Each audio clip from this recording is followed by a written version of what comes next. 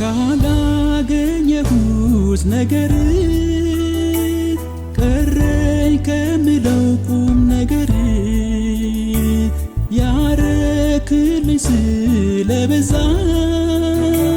አምላኬ ላመልክህ መጣው ከዛ ከነፍሴ ፈሶ በፊት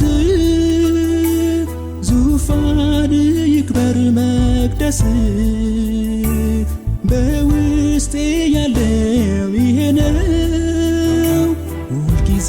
አመሰግናለሁ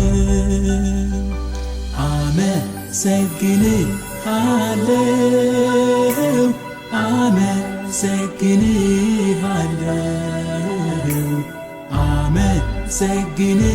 አመሰግንሃለሁ አመሰግንሃለሁ